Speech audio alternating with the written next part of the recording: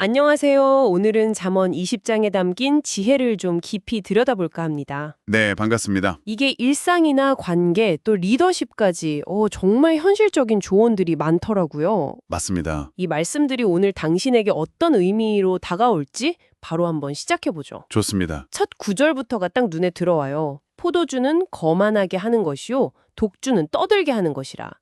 여기에 미혹되는 자마다 지혜가 없느니라. 바로 절제의 이야기네요. 네, 그렇죠. 단순히 그냥 술 이런 걸 넘어서서 우리를 좀 통제 못하게 만드는 모든 것들 있잖아요. 아, 네, 그런 것에 대한 경고로 볼 수 있을 것 같아요. 예를 들면 지나친 욕심이라든지 아니면 자만심 같은 것도요. 그렇군요. 자제력을 잃게 만드는 것들? 네, 그런 맥락에서 보면 바로 뒤에 나오는 그 게으름에 대한 경고도 자연스럽게 연결되는 것 같아요. 아, 게으름이요? 네, 4절에 게으른 자는 가을에 밭 갈지 아니하나니 그러니까 나중에 거둘 때에는 구고를 도 얻지 못한다. 아, 때를 놓치면 안 된다는? 그렇죠. 또 13절에서는 아예 잠자기를 좋아하지 말라 이렇게 직접적으로 말하기도 하고요. 네네. 그러니까 눈앞에 그냥 편안함만 찾다가 미래 준비를 안 하면 어떻게 되는지 그 결과를 딱 보여주는 거죠. 결국 절제하지 못하는 거나 또 게으른 거나 기회를 놓치게 만든다는 점에서는 비슷하네요. 맞습니다. 다 연결되어 있는 거죠. 이런 절제나 근면함이 이제 개인의 삶에 대한 거라면 관계에 대한 조언도 되게 날카롭더라고요. 관계요? 어떤 부분이요? 예를 들면 3절에 다툼을 멀리하는 것이 사람에게 영광이다. 근데 미련한 사람은 막 다툼을 일으킨다고 하고 아, 그렇죠. 특히 말조심 이걸 강조하는 구절이 인상 깊었어요. 네. 19절에 두루 다니며 한담하는 자는 남의 비밀을 누설하나니 입술을 벌린 자를 사귀지 말지니라. 네네. 험담이나 가벼운 말들이 관계를 얼마나 쉽게 망가뜨리는지. 맞아요. 정말 조심해야 하는 부분이죠. 근데 또 한편으로는 6절 말씀은 좀 뭐랄까 씁쓸하게 느껴지기도 했어요. 6절이요? 아, 많은 사람이 각기 자기의 인자함을 자랑하나니 충성된 자를 누가 만날 수 있으랴. 네. 이게 진실한 관계나 정말 믿을 만한 사람 만나기가 그만큼 어렵다는 뜻일까요? 네, 충분히 그렇게 해석할 수 있죠.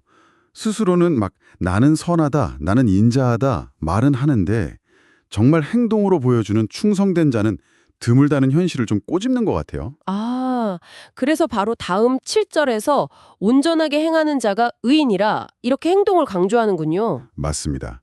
말보다는 진짜 삶으로 보여주는 것, 그게 중요하다는 거죠. 그리고 이런 진실됨은 특히 경제활동에서 더 중요하게 다뤄져요. 경제활동에서의 정직함이요? 네, 10절이랑 23절에 반복해서 나오는데 한결같지 않은 저울추와 한결같지 않은 돼, 이걸 여호와께서 미워하신다고 하거든요. 아, 미워하신다. 굉장히 강력한 표현인데요. 그렇죠. 단순히 그냥 장사할 때 속이지 말라, 이걸 넘어서서 모든 관계나 시스템에서 공정해야 한다는 목소리로 들려요. 네. 작은 속임수라도 그게 공동체의 신뢰를 깨트릴 수 있다는 그런 경고 같네요. 맞습니다. 이런 공정함과 정직함이 리더십에서도 당연히 중요하게 나오겠죠? 네, 그렇습니다. 왕의 역할에 대해서 언급하는데요. 네. 8절에 보면 왕이 심판 자리에 앉아서 그의 눈으로 모든 악을 흩어지게 한다. 아, 정의로운 통치. 네. 또 26절에서는 악인들을 키질한다는 좀 무서운 표현도 쓰고요. 악을 용납하지 않는 거죠. 네.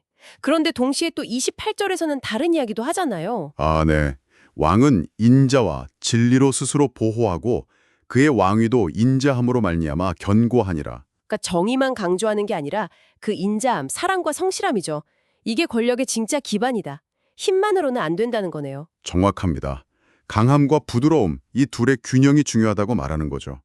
근데 잠언 20장이 이렇게 인간의 노력과 덕목을 쭉 이야기하면서도 동시에 인간의 어떤 근본적인 한계랄까요? 그것도 분명히 짚어줘요. 아, 인간의 한계약? 어떤 구절이죠? 그 9절 말씀인데요.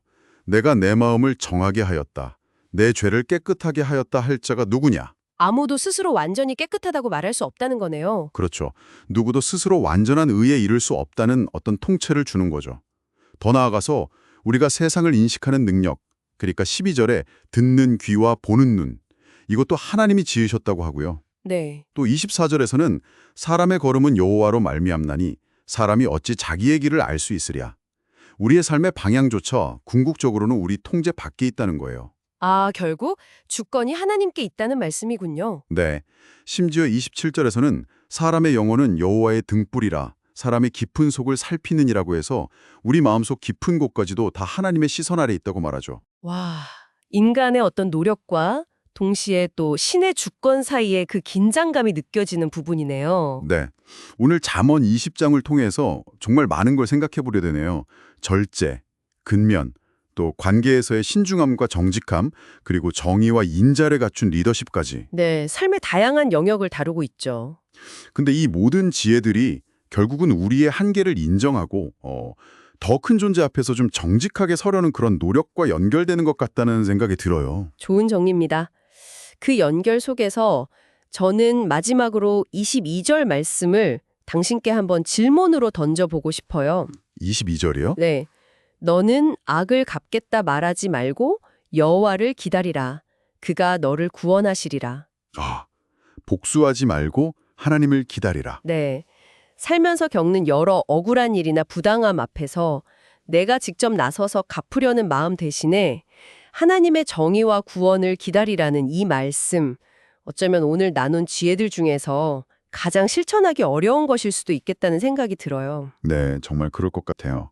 당신은 이 구절 앞에서 어떤 마음이 드시나요? 이 질문을 남겨두면서 오늘 우리의 이야기를 마무리할까 합니다.